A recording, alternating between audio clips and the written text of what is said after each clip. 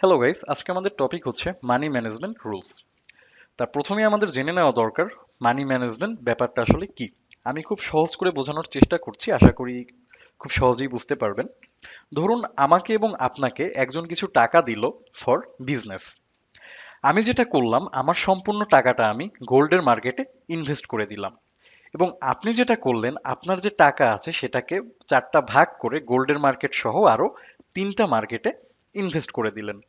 আমরা যখন মার্কেটের সিচুয়েশন দেখতে গেলাম যে আমরা লস করেছি বা প্রফিট করেছি, তখন আমি দেখলাম আমার যে ইনভেস্টমেন্ট ছিল সেখান থেকে আমি 30%, মানে গোল্ডে আমি 30% লস করেছি।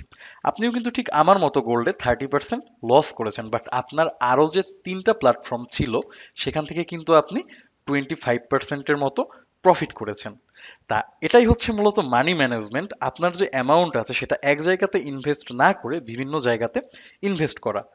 মানি ম্যানেজমেন্ট মূলত তিন ধরনের হয়ে থাকে ফরেক্স ট্রেডিং এর ক্ষেত্রে, বা আপনি যদি অন্য সব প্ল্যাটফর্মও দেখেন সেখানেও মানি ম্যানেজমেন্টের ব্যাপারটা ঠিক এরকমই। তা প্রথমত হচ্ছে negative money management, zero or neutral money management, আর হচ্ছে পজিটিভ মানি ম্যানেজমেন্ট। তা যদি নেগেটিভ মানি ম্যানেজমেন্ট নিয়ে একটু বলি, নেগেটিভ মানি ম্যানেজমেন্টের ক্ষেত্রে এখানে এন্ট্রি জোন দেখতে পাচ্ছেন।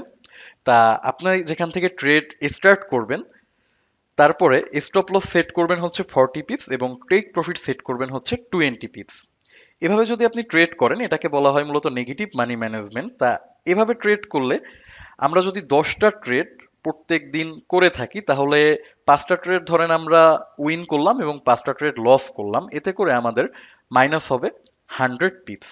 আবার আপনি 8টা ট্রেড উইন করলেন, 2টা ট্রেড লস করলেন, এতে করে আপনার প্রফিট হবে হচ্ছে 80 পিপস। তারপরে যদি হচ্ছে zero or neutral money management নিয়ে বলি, এখানে হচ্ছে আপনার take profit stop loss same, মানে 40 পিপস করে রাখতে হবে। 40 পিপস করে যদি আপনি take profit stop loss set করেন, সেক্ষেত্রে আপনি যদি রেগুলার 10টা ট্রেড করেন, সেখান থেকে আপনি 5টা ট্রেড উইন করলে আর 5টা ট্রেড লস করলে আপনার প্রফিট থাকছে 0 পিপস। আর যদি আপনি 8টা ট্রেড উইন করেন, 2টা ট্রেড লস করেন, সেক্ষেত্রে আপনার প্রফিট বা লস থাকবে হচ্ছে প্লাস 240 পিপস। পর পজিটিভ মানি ম্যানেজমেন্ট নিয়ে যদি বলি, পজিটিভ মানি ম্যানেজমেন্টের ক্ষেত্রে আপনার স্টপ লস রাখা উচিত হচ্ছে 20 পিপস এবং টেক প্রফিট রাখা উচিত 40 পিপস।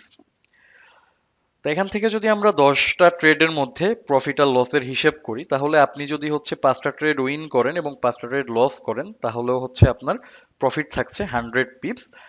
আবার আপনি যদি 8টা ট্রেড উইন করেন এবং 2টা ট্রেড লস করেন, তাহলে আপনার প্রফিট থাকছে হচ্ছে 280 পিপস। আশা করি সকলে বুঝতে পেরেছেন। আজকের মতো এই পর্যন্তই, ধন্যবাদ।